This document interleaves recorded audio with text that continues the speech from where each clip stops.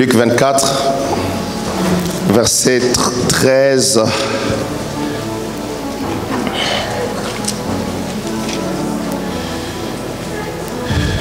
Jusqu'au verset 33, ou 35 si vous voulez. 13 à 35, c'est une longue lecture, après on va s'asseoir. Je continue sur l'enseignement de connaître Jésus-Christ. Connaître Jésus. Je vais parler sur la révélation de Jésus-Christ encore ce dimanche. La Bible dit ceci.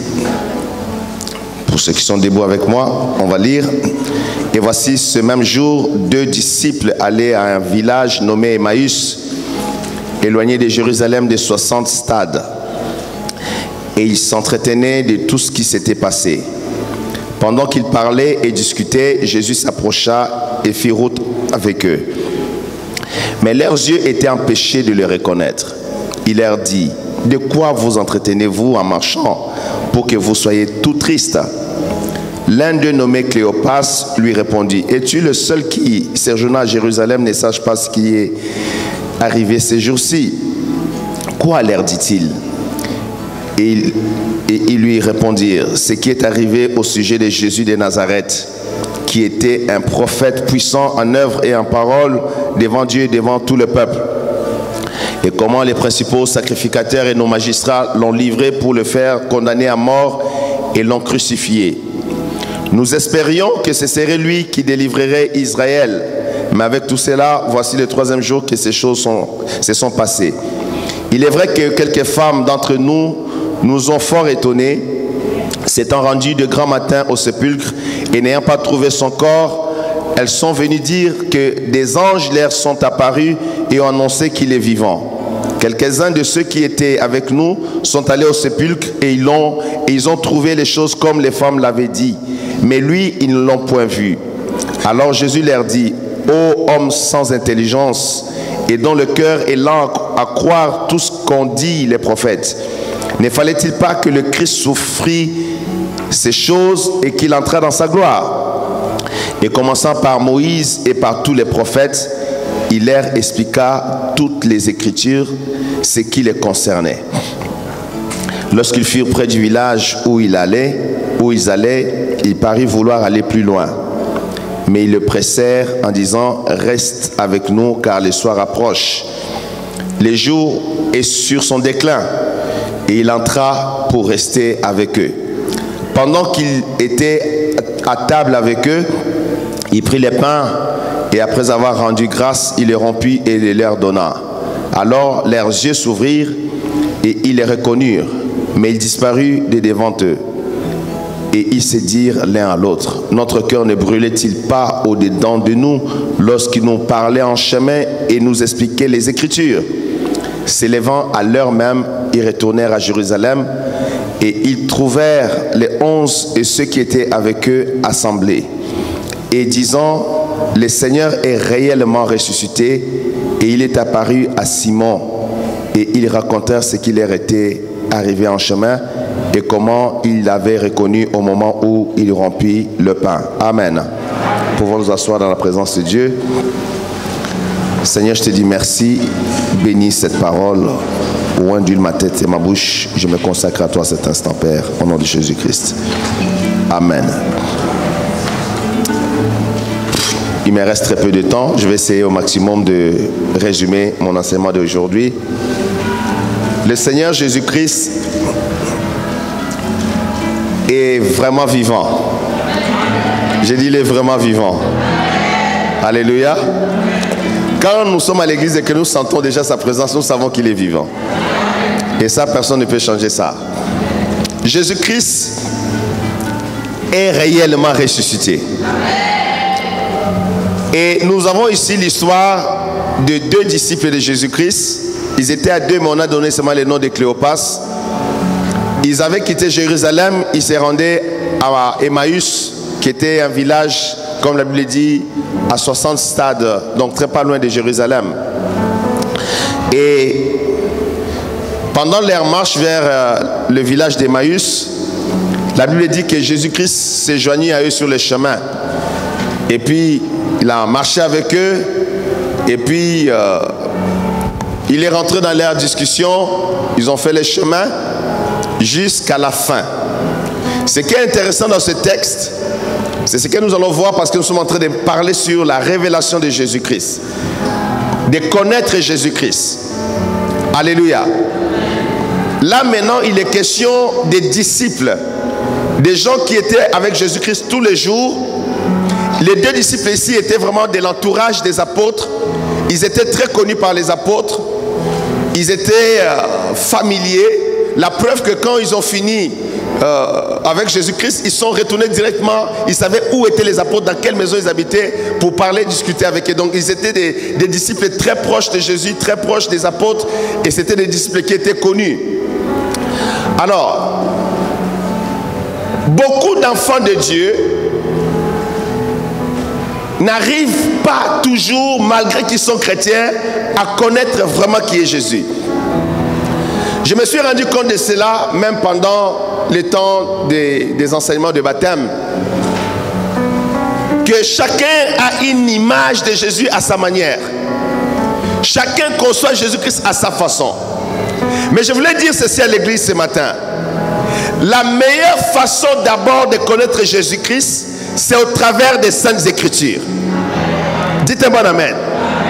N'essaie pas de connaître Jésus-Christ par tes propres idées, par ta propre philosophie.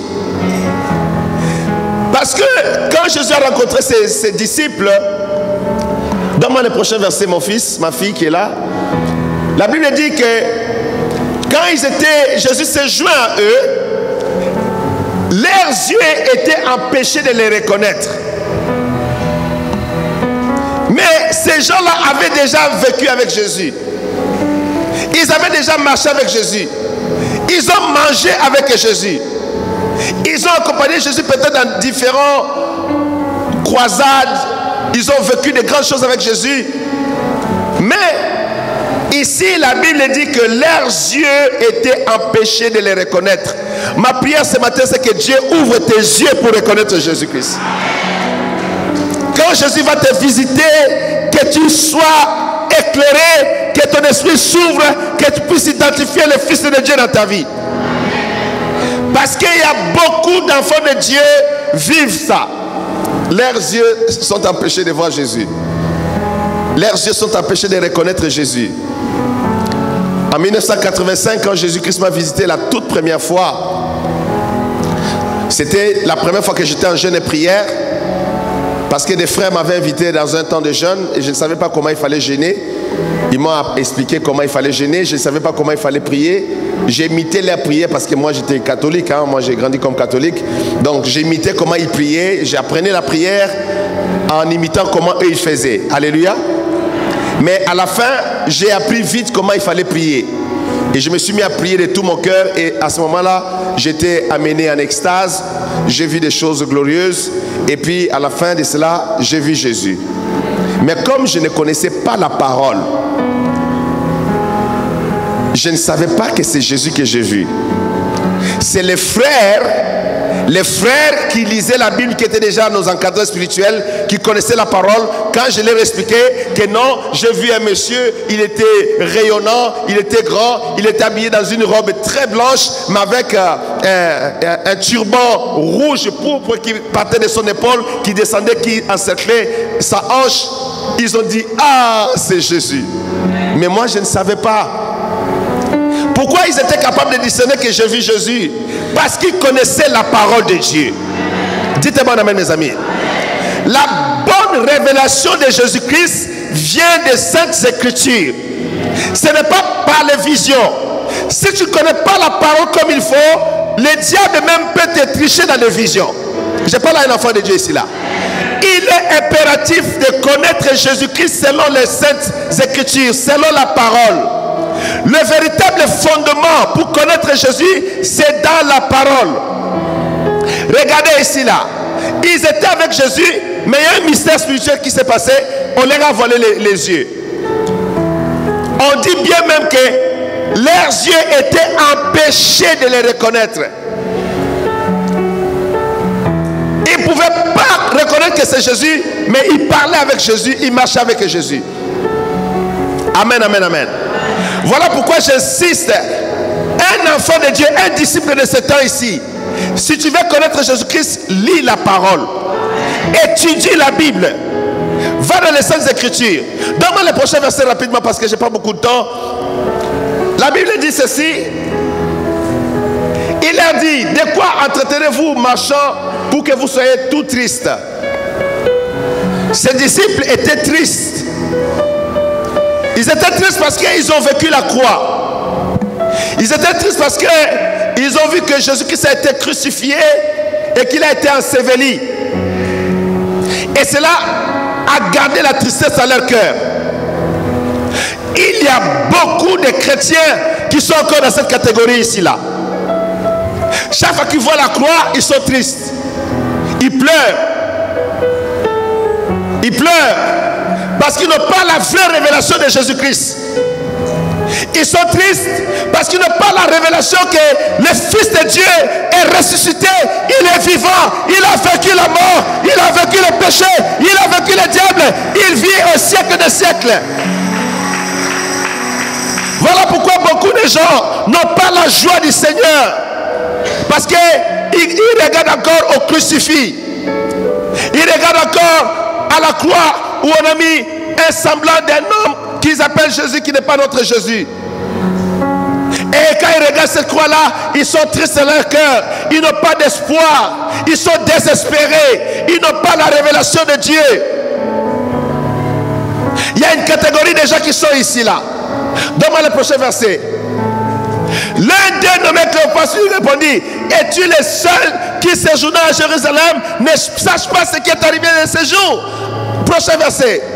Quoi leur dit-il? Jésus continue à creuser, comme on dit en termes de journalistes. Il essaie de creuser pour avoir plus d'informations sur qu'est-ce qu'ils sont en train de parler. Et Cléopas dit à Jésus: est-ce que tu es le seul ici à Jérusalem qui n'est pas au courant que le fils de... Il parle mon père fils. Il dit: on a tué Jésus de Nazareth.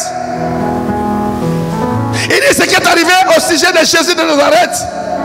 Regardez mes amis, regardez les problèmes, les grands problèmes de Cléopas et de son ami. Les deux disciples de Jésus, ils ont suivi les enseignements de Jésus pendant 3 ans et demi, mais ne connaissaient pas qui était Jésus. Cléopas appelle Jésus un grand prophète. Il dit de Jésus de Nazareth qui était un puissant prophète en œuvre et en parole devant Dieu et devant tous les peuples. Un prophète. Un prophète. Combien de chrétiens pensent que Jésus c'est un prophète? Combien de chrétiens pensent que Jésus c'est un leader religieux? C'est un chef de la religion chrétienne? Combien de chrétiens limitent Jésus à ce niveau ici comme les disciples d'Emmaüs? Et ceux qui ne savaient pas, Jésus a voilé leurs yeux pour qu'ils ne sachent pas qui il est. Et Cléopas aisément, sans savoir à qui il a affaire, il appelle Jésus un prophète puissant. Un quelconque prophète puissant quoi. Puissant en œuvre et en parole devant Dieu, devant le peuple. Un prophète.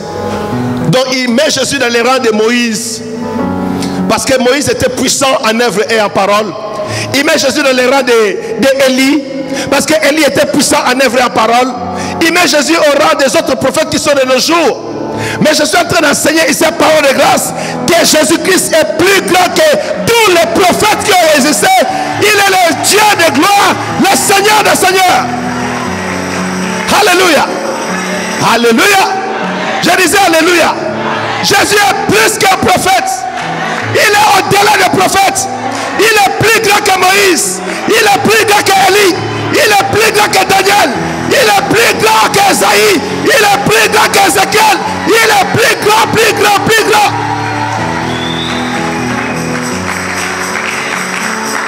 Cléopas.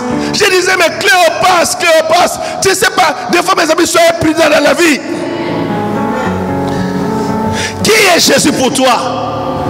Pourquoi la foi de beaucoup de chrétiens ne sont pas au top pour arracher les grands miracles de la part de Dieu? Parce que la révélation qu'ils ont de Jésus est tellement bas. Moïse a fait des miracles, mais n'est pas rentré dans la terre promise. Alléluia. Il a arrêté sa course en chemin. Élie a fait des miracles. Mais Élie, il a arrêté sa course. Élisée a continué sa course. Mais nous avons vu ici que Jésus-Christ a un ministère qui n'est pas transmissible parce qu'il est notre souverain sacrificateur de l'ordre de Melchisedec. Il est le Fils de Dieu. Il est le Seigneur de gloire. Il est Dieu. My God. Un prophète. Vous comparez Jésus-Christ avec un prophète? Je dis, mais Cléophas, ça ne va pas, dit. Quand vous lisez des écrits, moi des fois je discute avec la parole, je dis, mais Cléophas, qu'est-ce qui se passe avec toi? Jésus a déjà dit publiquement qu'il était le Fils de Dieu. Jésus avait dit déjà publiquement qu'il était la parole vivante, qu'il était le pain de vie. Jésus avait annoncé déjà qui il était. Jésus a dit, désormais vous voyez les anges monter et descendre sur le Fils de Dieu. Mais Cléopas, il réduit Jésus à un prophète puissant en œuvre. Follow me. Ça semble beau. Hein? À première lecture, ça semble beau. À première lecture, ça semble beau. Mais de la part d'un disciple de Jésus-Christ, c'est un scandale. De la part d'un vrai disciple de Jésus-Christ, qui a été avec Jésus, qui a marché avec Jésus, s'il ne présente même pas Jésus comme Fils de Dieu, pour le distinguer de toute la race humaine, pour le distinguer de tous les prophètes qui ont existé. Vous savez que dans Jean 10, Jésus a dit quelque chose de grave. Jésus a dit, tous ceux qui m'ont précédé sont des mercenaires.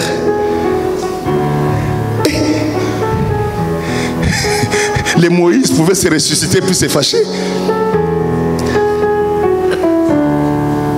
Je suis en train de dire à l'église, ne comparez jamais Jésus-Christ le Fils de Dieu avec un prophète, avec un homme de Dieu, parce que Jésus-Christ est au-delà des prophètes. Il est au-dessus de tous les prophètes, quel que soit leur nom.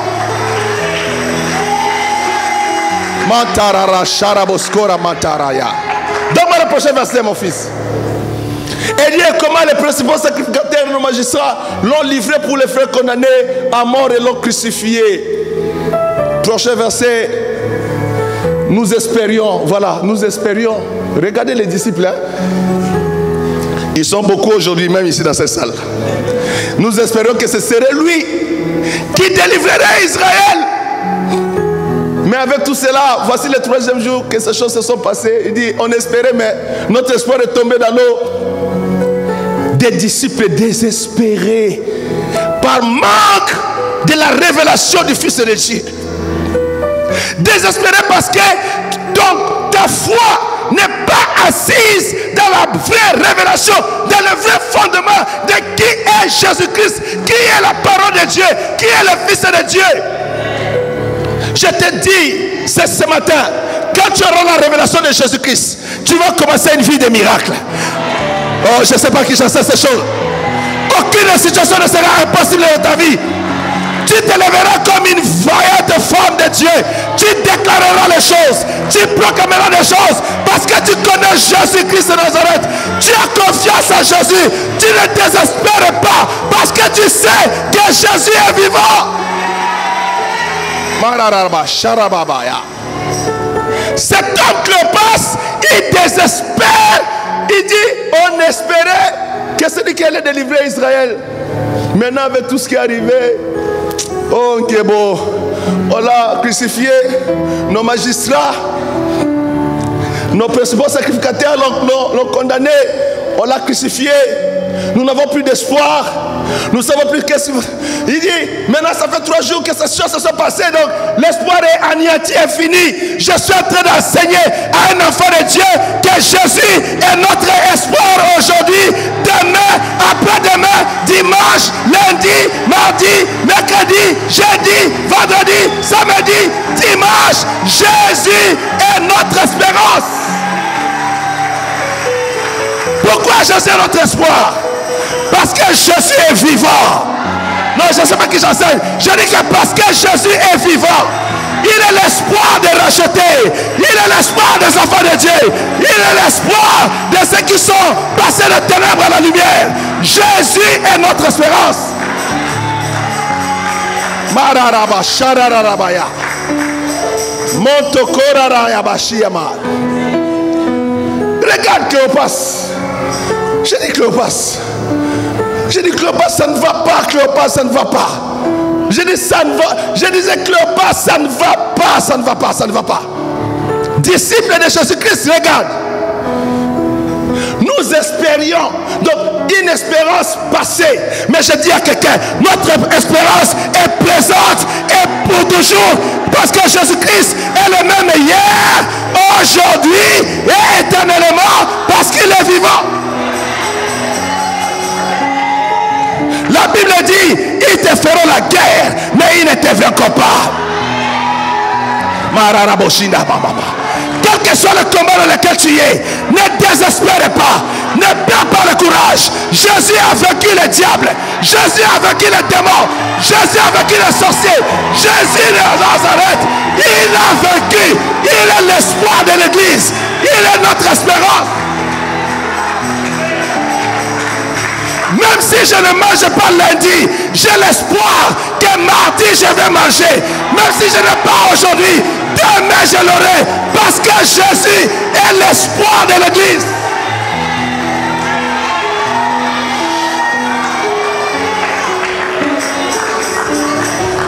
Si je ne suis pas marié aujourd'hui, je garde l'espoir que je me marierai. Si je ne travaille pas, je travaillerai. Si je ne travaille pas, oh mes amis, il est l'espoir. Il est notre espoir. Je dis à un enfant de Dieu ce matin, Jésus-Christ est l'espoir des rachetés. Est-ce qu'il y a les racheteurs de Dieu ici? Come on, come on, come on, come on, come on, come on. Il est notre espérance. Jésus est notre espérance, mes amis. Ne perdez pas l'espoir. Parce que nous savons qu'il est vivant. Même si mon fils est malade, je sais que Jésus le guérirait. Même si ma fille est malade, je sais que Jésus le guérirait. Même si je ne suis pas marié aujourd'hui, demain, je dis demain, je me marierai.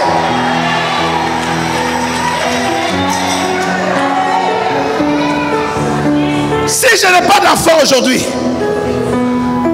Jésus est vivant, j'aurai mes enfants demain. Le diable c'est un menteur. Je dis que le diable c'est un menteur. La Bible dit, espérons contre toute espérance. Abraham crie et il fut imputé à justice.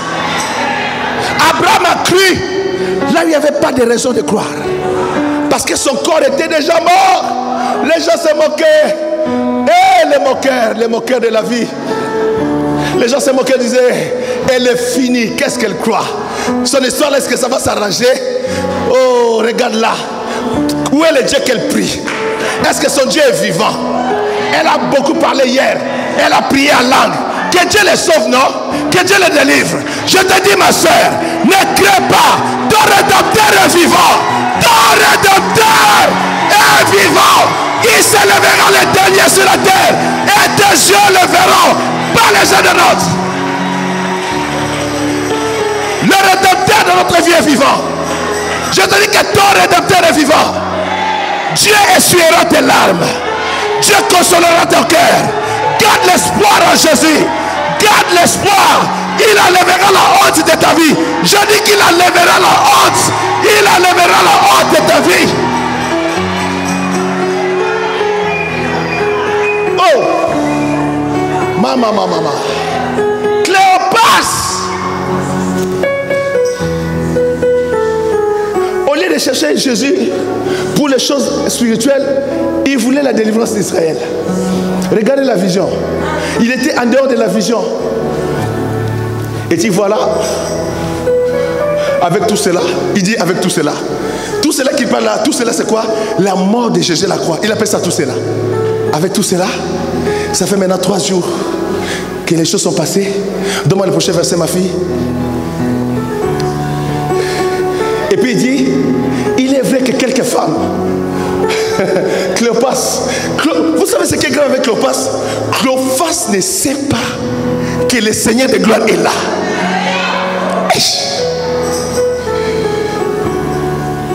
Asia, Yako. Hein? Papa Gilbert, chez nous on dit Yako. Dans notre village, moi et Papa Gilbert, on est le même village. Chez nous on dit Yako. Hein? Mais chez ma tante, au Cameroun, on dit Asia. Alléluia. Il dit, il est vrai que quelques femmes d'entre nous ont fort étonné. Il dit, il y a quelques femmes qui nous ont étonnés. Donc, on est surpris que les femmes parlent comme ça, quoi. Quelques femmes nous ont étonnés. C'est rendu de grand matin au sépulcre. Ma fille, vas-y vite. Et n'ayant pas trouvé son corps, elles sont venues dire que des anges les sont apparus et ont annoncé qu'il est vivant. Prochain verset. Quelques-uns de ceux qui étaient avec nous sont allés au sépulcre et ils ont trouvé les choses comme les femmes l'avaient dit. Mais lui, ils ne l'ont point vu. Cache un peu les rapports de Jésus. Reste avec Cléopas. Cléopas. Quelqu'un dit avec moi Cléopas. Dis Cléopas Yako.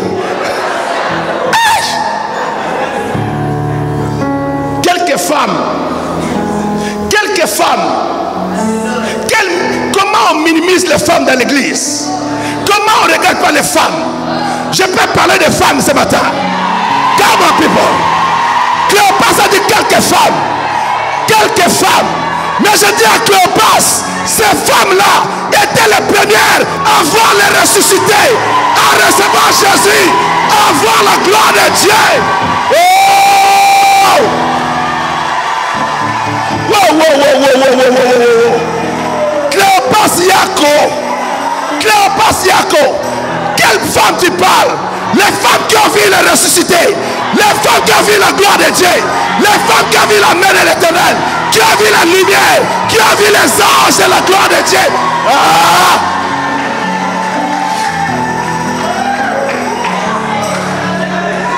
Les femmes étaient les premières à annoncer aux hommes qu'il est ressuscité.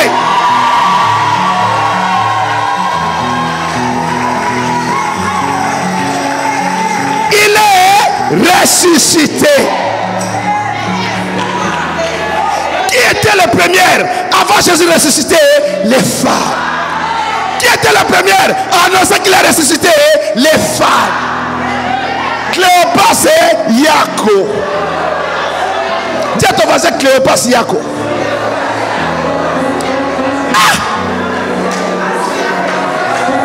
On peut acclamer Jésus ce matin. Non, on peut acclamer. Est-ce qu'il y a des femmes pour acclamer Jésus de Nazareth ce matin?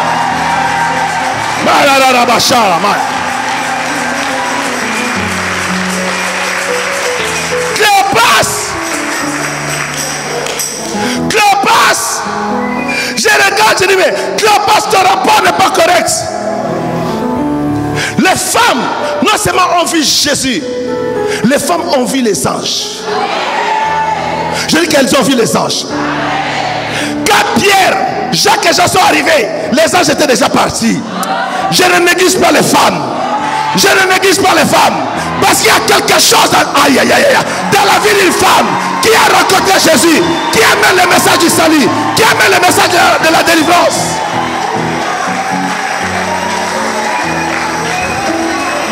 N'ose pas négliger une femme. N'ose pas abandonner une femme. Parce que Jésus est né d'une femme. Jésus est sorti des entrailles d'une femme. Je parle à quelqu'un ce matin. Est-ce qu'il y a les femmes pour soutenir le docteur Malouma ce matin?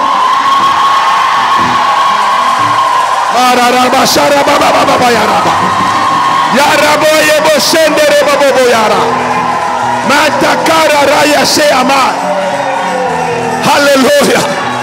Alléluia. Je dis à une femme, tu es capable. Je dis à une femme, tu es capable d'annoncer Jésus. Jésus le ressuscité. Jésus le vivant.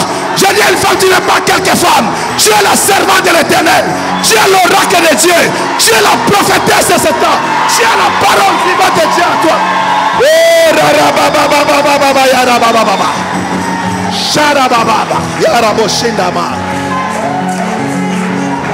J'ai dit Cléopas qui me boit qui. Qu'est-ce qu'il y a? Quelques femmes, tu sens dans le langage, ils minimisent. J'ai dit Cléopas. J'ai dit hey, Asia. J'ai dit Cléopas, Yako. Qu'est-ce qui ne va pas? Quelques femmes, les femmes qui ont vu les ressuscités, les femmes qui ont vu les anges, tu ne peux pas les respecter, ces femmes-là. Elles ont été écrites dans le livre saint de Dieu. Toutes les générations parleront de ces femmes. Je parle à des femmes ici matin. Aujourd'hui nous en parlons parce que ça fait plus de 2000 ans. Ça a été écrit dans les livres de Dieu. Ce n'est pas quelques femmes, mais c'est Marie de Magdala. C'est Marie. C'est les femmes qui aimaient Jésus. Est-ce qu'il y a des femmes qui aiment Jésus ce matin?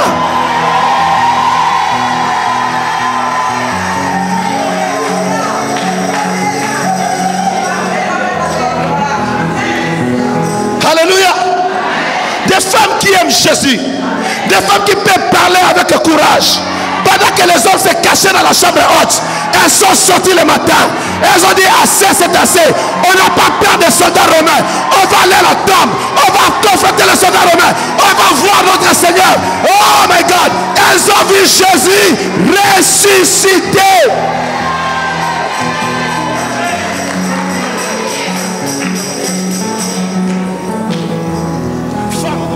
Quand tu es dans l'église de Jésus-Christ, ne te minimise pas.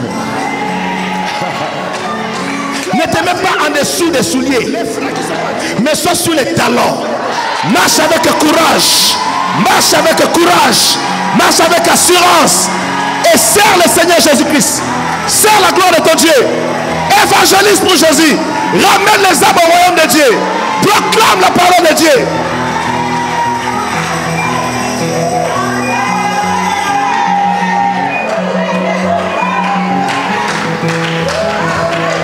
Aide-moi ma fille, avançons. Donne-moi le prochain. Alors Jésus leur dit. Quelqu'un dit Alléluia. Non, quelqu'un dit gloire à Jésus. Jésus commence par une réprimande. Jésus leur dit, oh homme sans intelligence.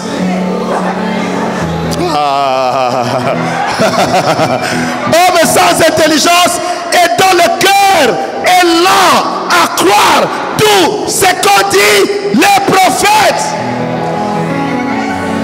Maracharababaya. Chandarabababa. Je n'ai pas le temps d'enseigner ces choses. J'ai beaucoup de choses à vous dire aujourd'hui, mais le temps déjà court contre moi. Et la table du Seigneur est là. Oh my God, my God, my God, my God, my God. Écoutez les amis. Jésus comprend que le problème des disciples, c'est un problème des Écritures. C'est un problème de la connaissance de la parole. C'est aussi deuxièmement un problème de manque de foi.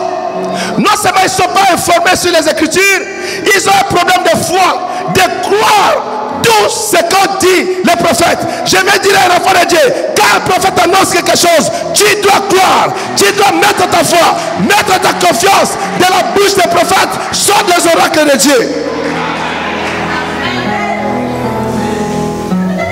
Homme sans intelligence. De quelle intelligence Jésus parle? L'intelligence spirituelle. L'intelligence des choses et des yeux. Il y a une intelligence pour faire la mécanique. Il y a une intelligence pour faire les iPhones, les MacBook, les trucs d'Apple. Il y a une intelligence pour les courants ici là. Mais il y a une intelligence aussi pour les choses spirituelles de Dieu. Cette intelligence vient du Saint-Esprit. Cette intelligence vient de la connaissance de la parole de Dieu. Je dis homme sans intelligence. C'est-à-dire que vous êtes ignorant des oracles des prophètes. Non seulement vous êtes ignorant des oracles des prophètes, mais vous n'y croyez pas. Donne-moi le prochain verset. Il dit ceci. Ne fallait-il pas que le Christ souffrit ces choses et qu'il entra dans sa gloire? Je dis à un enfant de Dieu, quand tu souffres pour Jésus-Christ, tu finiras par la gloire. Tu ne souffriras pas en vain. Quand tu auras souffert pour Jésus, quand tu seras persécuté pour Jésus, quand tu seras rejeté pour Jésus, je t'annonce ce dimanche que tu termineras dans la gloire de Dieu. Tu verras la gloire du Seigneur dans ta vie. Jésus-Christ devait souffrir ces choses. En fait, Jésus voulait corriger les disciples pour leur dire, mais arrêtez d'être tristes. Il y a des chrétiens qui sont tristes. Tous les jours tristes. Mawete. Tristesse. Tristesse, angoisse. Tous les dimanches tristes. Les lundis tristes. Les mardis tristes. Même les jeudis tristes. Même les vendredis tristes. Même le jour de Shabbat tristes. Même quand on danse triste. Même quand on mange triste. On dit, mais qu'est-ce qu'il y a? Jésus est vivant. Jésus est ressuscité. Il y a un moment donné, tu te lèves, tu dis, assez, c'est assez. Toi, esprit de tristesse, sors de moi. Quand j'appartiens à Jésus, lâche mon cœur.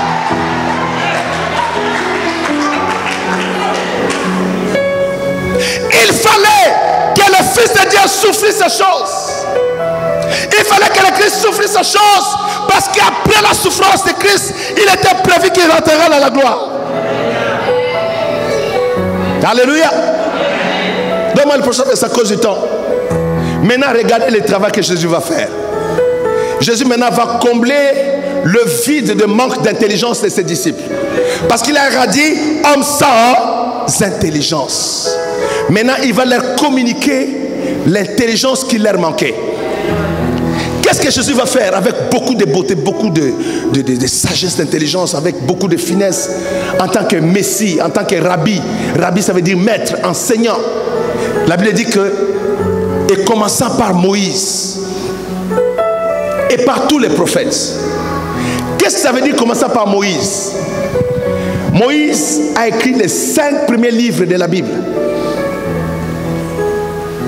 Genèse, Exode, Lévitique, Nombre, Deutéronome. Les 5 premiers livres, c'est ça que Jésus appelle commençant par Moïse. Il explique tout ce qui a été écrit par Moïse les concernant. Je vais dire à un enfant de Dieu ici que Jésus-Christ est dans chaque chapitre de la Bible, de Genèse à Apocalypse. Toute la Bible, c'est l'histoire d'un seul homme. Son nom, c'est Jésus de Nazareth. De Genèse à Apocalypse, il est question de Jésus-Christ. Il est partout manifesté de façon voilée, de façon parabolique, de façon imagique, de manière des images. Il est là. Mais il suffit que l'Esprit de Dieu t'ouvre l'intelligence spirituelle pour voir que, oh, c'est de Jésus qu'on parlait. Dans Genèse, l'Éternel dit au serpent, puisque tu as fait cela, la postérité de la femme t'écrasera la tête et tu lui baisseras les talons. Il annonçait déjà la croix de Jésus, que quand Jésus viendra, il arrivera à la croix et à la croix il écrasera la tête du serpent. Il vaincra la puissance de Satan. Il a commencé par Moïse. Par Moïse. Les 5 premiers livres de la Bible. Et après Moïse, tous les livres des prophètes ont commencé par Josué jusqu'au dernier livre de Malachie. Parce que le Nouveau Testament n'était pas encore écrit. Et tous les prophètes, imaginez le travail que Jésus a fait en quelques heures. Il leur a parlé 1, 2, 3, 4 parlant tout ce qui les concernait. Il leur expliqua toutes les Écritures, ce qui les concernait. Donc, non seulement Jésus parcourait la Bible avec eux, il leur donnait aussi l'explication. Malgré cela, n'oubliez pas, leurs yeux sont Yako. Leurs yeux sont comment? C'est fermé. Leurs yeux sont fermés. Ils parlent avec lui, ils écoutent l'explication, mais leurs yeux sont toujours fermés. Mais maintenant que Jésus parle, montre encore ma fille, il finit de leur enseigner toute la Bible, en fait, tout l'Ancien Testament. Ils arrivèrent à un endroit, Jésus semblait aller plus loin. Ils l'ont retenu en disant non, reste avec nous Jésus. Mes amis, jusque-là, ils ne savent pas que c'est Jésus. Ils ne savent pas que c'est Jésus. Ils sont voilés, leurs yeux sont fermés. Et il les pressait en disant reste avec nous, car le soir approche, le jour est sur son déclin. Et il entra pour rester avec eux.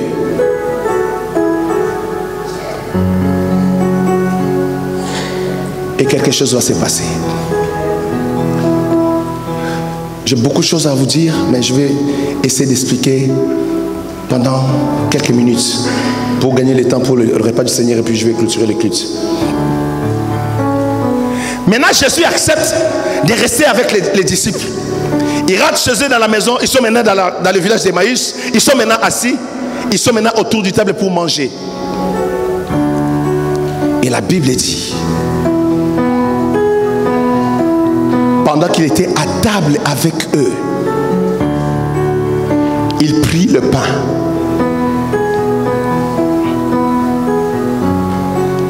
Il prit quoi? Le pain. Dimanche passé, nous avons vu que Jésus est le pain de vie. Le pain représente Jésus. C'est l'élément nutritif de notre existence. C'est la seule personne par qui nous avons la satisfaction totale dans notre vie. Quand nous avons Jésus, nous sommes comblés. Parce que sans Jésus, c'est la mort. Je dis à quelqu'un, Jésus est le pain de vie. Mais non seulement il est le pain de vie, il a été le pain qui a été livré à la croix pour nous. Maintenant, Jésus va prendre le pain. Et après avoir rendu grâce, c'est-à-dire après avoir prié, quand il a le pain dans la main, il va faire une prière.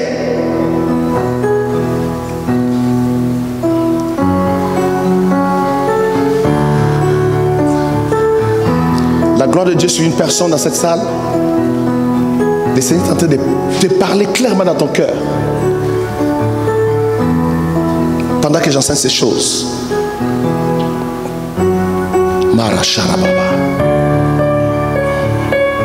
Suivez-moi. Il rendit grâce. Après avoir prié, il rompit le pain.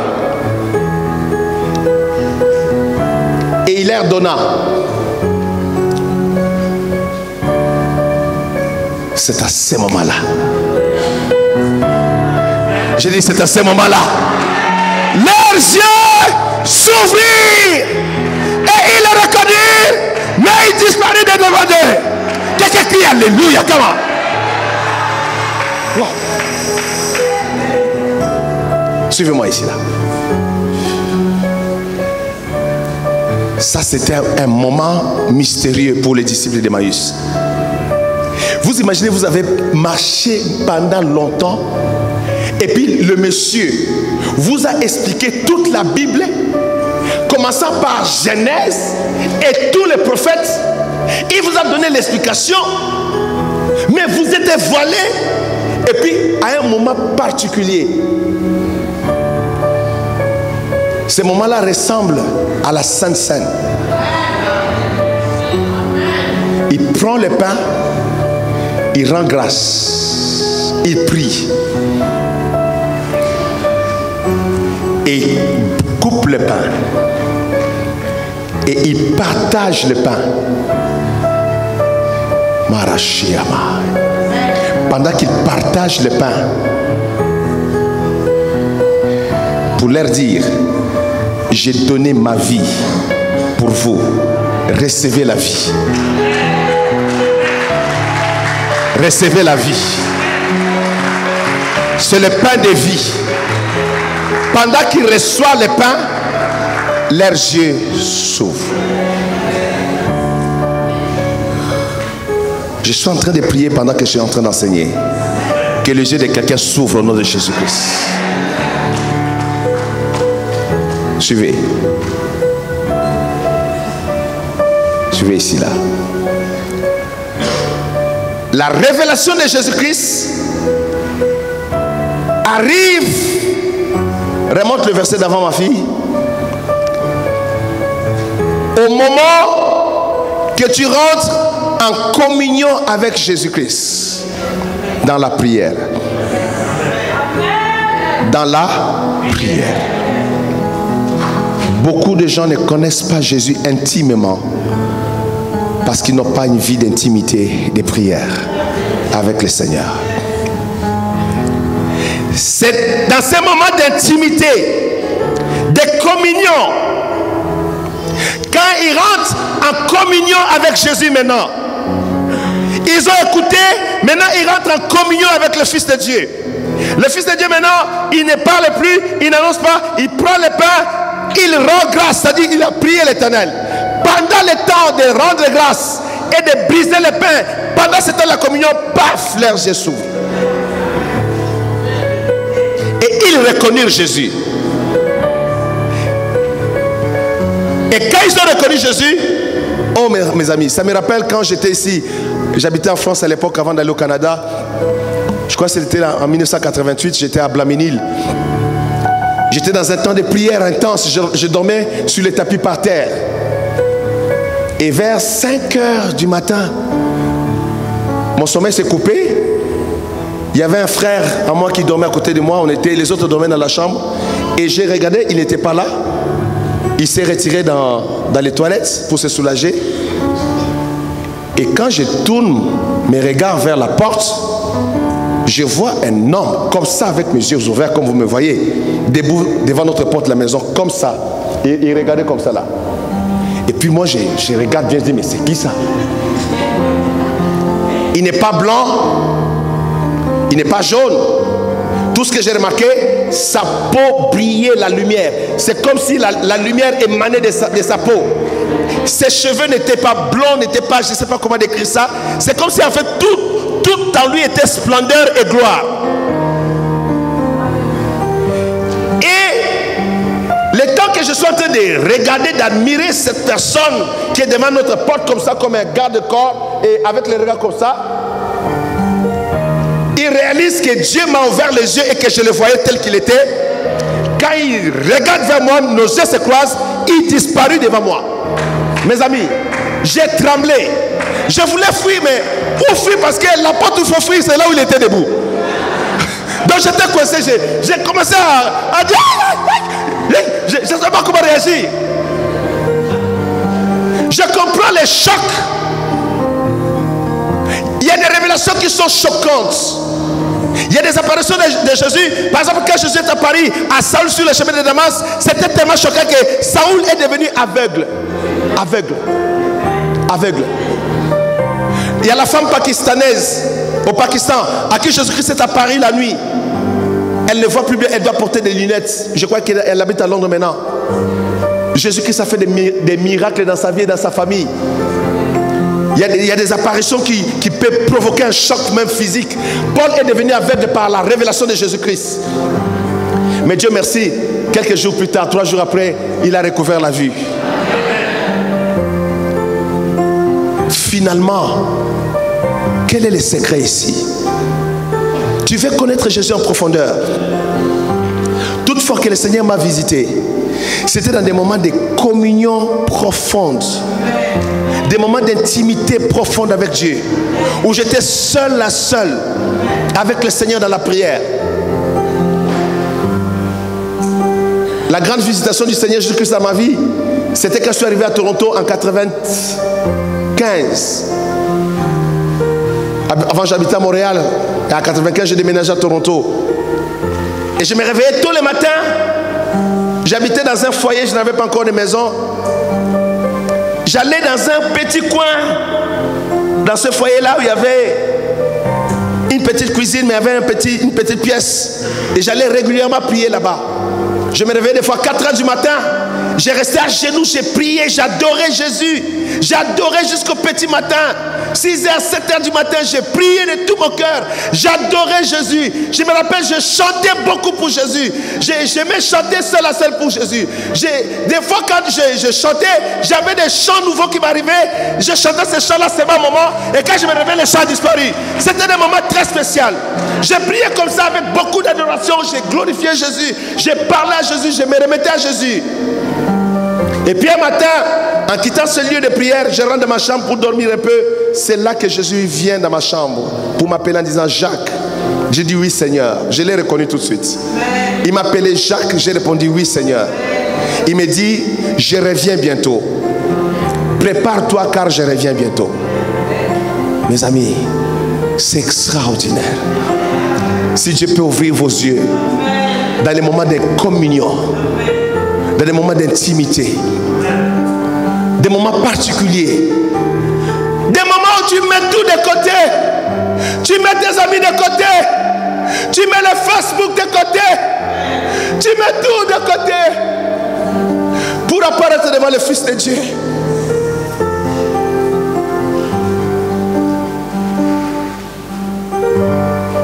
Tu vivras la beauté de sa splendeur, la gloire de sa magnificence.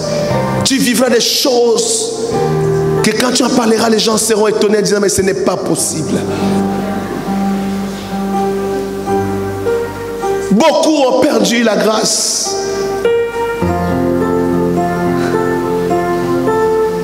Regarde Cléopas et son ami. C'est juste au moment, c'est vrai, ils étaient défaillants au niveau de la connaissance, ils ne connaissaient pas toute la parole, mais Jésus les a aidés. Et je te dis, Jésus viendra toujours pour t'aider. Même si tu ne connais pas beaucoup, ce qu'il a fait à Cléopas et à son ami, il le fera pour toi aussi. Je dis qu'il le fera pour toi. Il te révélera la parole, il te donnera la connaissance des Écritures, pour que tu connaisses Jésus sur base de la parole, sur base de l'Écriture. Mais il faut aller plus loin que ça. Aller un peu plus en profondeur. Rentrer dans l'intimité de la communion avec lui. Je clôture en disant ceci. Parce qu'on est à la table du Seigneur. Quand Jésus-Christ veut te visiter vraiment, ça ne sera pas devant beaucoup de gens. Souvent, très souvent, c'est la seule. N'oubliez pas, Jésus-Christ est l'époux de l'Église. Et chaque époux aime l'intimité. N'oubliez pas, c'est l'époux de l'Église. Et chaque époux aime l'intimité. Il aime le seul à seul. Il aime le seul à seul. Il est tellement jaloux, il ne partage pas sa gloire avec qui que ce soit. Et il n'aimera pas partager son intimité dans la communion avec toi, avec quelqu'un d'autre. Je vais clôturer avec ces paroles pour te dire, Jésus-Christ t'aime. Sois rassuré qu'il t'aime et qu'il a pour toi des projets de bonheur, des projets de réussite. Tu ne finiras pas dans l'échec, tu ne finiras pas dans les pleurs, parce que ton consolateur est vivant. Il viendra toujours à ton secours. Je dis qu'il viendra à ton secours. Sa main n'est pas courte pour sauver, sa main n'est pas courte pour délivrer, sa main s'étendra pour te délivrer et pour te sauver. Mais cherche la face de Dieu. Reste dans la communion avec le Seigneur. Todara, shalom.